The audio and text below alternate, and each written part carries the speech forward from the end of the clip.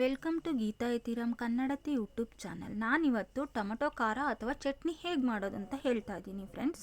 ಇಲ್ಲಿ ಟೊಮೊಟೊ ಹಣ್ಣಾದರೂ ಆಯಿತು ಮತ್ತು ಕಾಯಿ ಆದರೂ ಆಯಿತು, ನಡೆಯುತ್ತೆ, ಚೆನ್ನಾಗಿರುತ್ತೆ. ಎರಡರಲ್ಲಿ ಮಾಡಿದ್ರೂ ಚೆನ್ನಾಗಿರುತ್ತೆ. ಅದಕ್ಕೂ ಹಸಿರು ಮೆಣಸಿನ್ಕಾಯಿ ಹಾಕಿದರೆ ಇನ್ನೂ ಚೆನ್ನಾಗಿರುತ್ತೆ. ನಾವು ಗ್ಯಾಸ್ಟ್ರಿಕ್ ಅಂತ ಒಣಮೆಣಸಿನ್ಕಾಯಿನ ಬಳಸ್ತಾ ಇದ್ದೀವಿ. ಸ್ವಲ್ಪ ಉಪ್ಪು ಮತ್ತು ಹಸಿರು ಮೆಣಸಿನ್ಕಾಯಿ, ಟೊಮೊಟೊ ಇಲ್ಲ ಒಣಮೆಣಸಿನ್ಕಾಯಿ ಹಾಕಿ ಗ್ಯಾಸ್ ಮೇಲಿಟ್ಟು ಬೇಯಿಸಬೇಕಾಗುತ್ತೆ. ಬೆಂದ ಮೇಲೆ ನೋಡಿ ಈ ಥರ ಆಗುತ್ತೆ ಫ್ರೆಂಡ್ಸ್. ದಯವಿಟ್ಟು ನಮ್ಮ ಚಾನಲ್ನ ಸಬ್ಸ್ಕ್ರೈಬ್ ಮಾಡಿ ಫ್ರೆಂಡ್ಸ್, ಲೈಕ್ ಮಾಡಿ ಫ್ರೆಂಡ್ಸ್, ಸಪೋರ್ಟ್ ಮಾಡಿ ಅಂತ ಕೇಳ್ತೀನಿ. ಈ ಬೆಂದಿರ್ತಕ್ಕಂಥ ಟೊಮೊಟೊವನ್ನು ಮಿಕ್ಸಿ ಜಾರ್ಗೆ ಹಾಕಬೇಕಾಗುತ್ತೆ ರುಬ್ಬೋದಕ್ಕೆ. ಆ ಟೊಮೊಟೊ ಮೆಣಸಿನ್ಕಾಯಿ ಎರಡೂ ಹಾಕಿ ಅದ್ರ ಜೊತೆಗೆ ನಾವು ಟೇಸ್ಟ್ ಚೆನ್ನಾಗಿರುತ್ತೆ ಅಂತೇಳಿ ಬೆಳ್ಳುಳ್ಳಿಯನ್ನು ಸಹ ಹಾಕಬೇಕಾಗುತ್ತೆ. ಹಾಗೆ ಜೀರಿಗೆಯನ್ನು ಹಾಕಿ ರುಬ್ಬಬೇಕಾಗುತ್ತೆ. ಕೊತ್ತಂಬರಿನೂ ಹಾಕಬೇಕು, ತುಂಬ ಚೆನ್ನಾಗಿರುತ್ತೆ. ಕಾಯಿನೂ ಹಾಕಬೇಕು.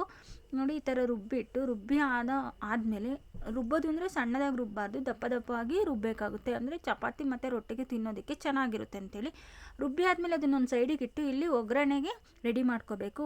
ಏನೇನು ಬೇಕು, ಕರಿಬೇವು, ಬೆಳ್ಳುಳ್ಳಿ, ಕೊತ್ತಂಬರಿ ಸೊಪ್ಪು, ಕಾಯಿ ತುರಿ ಮತ್ತು ಜೀರಿಗೆ, ಸಾಸಿವೆ ಮತ್ತು ಈರುಳ್ಳಿ ಬೇಕಾಗುತ್ತೆ ಫ್ರೆಂಡ್ಸ್. ಮತ್ತು ನಾವು ಒಂದು ತಪ್ಪಲೆಗೆ ಅಥವಾ ಬಾಣಲಿಯಲ್ಲಿ ಎಣ್ಣೆಯನ್ನು ಹಾಕಬೇಕಾಗುತ್ತೆ. ಅದಕ್ಕೆ ಮಾಮೂಲಿ ಒಗ್ಗರಣೆಗೆ ಏನು ಬೇಕು, ಸಾಸಿವೆ, ಜೀರಿಗೆ ಮತ್ತು ಕರಿಬೇವನ್ನು ಹಾಕಬೇಕಾಗುತ್ತೆ. ಹಾಗೆ ಈರುಳ್ಳಿಯನ್ನು ಸಹ ಹಾಕಬೇಕಾಗುತ್ತೆ ಫ್ರೆಂಡ್ಸ್. ಅದು ಫ್ರೈ ಆದಮೇಲೆ ಅದಕ್ಕೆ ಸ್ವಲ್ಪ ಕೊತ್ತಂಬರಿ ಮತ್ತು ಒಗ್ಗರಣೆಗೆ ರುಚಿಗೆ ತಕ್ಕಷ್ಟು ಸ್ವಲ್ಪ ಉಪ್ಪನ್ನು ಹಾಕಬೇಕು. ಆಮೇಲೆ ಅಲ್ಲಿ ರುಬ್ಬಿದಂತಹ ಟೊಮೊಟೊವನ್ನು ಇದರಲ್ಲಿ ಹಾಕಿ ಮಿಶ್ರಣ ಮಾಡಬೇಕಾಗುತ್ತೆ. ಅಂದರೆ ಒಗ್ಗರಣೆಗೆ ಹಾಕಿ ಮಿಶ್ರಣ ಮಾಡಬೇಕಾಗುತ್ತೆ. ಅದಕ್ಕೆ ನಾವು ಮತ್ತೆ ಅಲ್ಲಿ ರುಬ್ಬಿದ್ದು ಕಾಯಿ ಹಾಕಿಲ್ದಲ್ದೆ ಮತ್ತೆ ಇದರಲ್ಲೂ ಸ್ವಲ್ಪ ಕಾಯಿ ತುರಿಯನ್ನು ಹಾಕಿದ್ರೆ ಚೆನ್ನಾಗಿರುತ್ತೆ ಟೇಸ್ಟ್ ಅಂತ.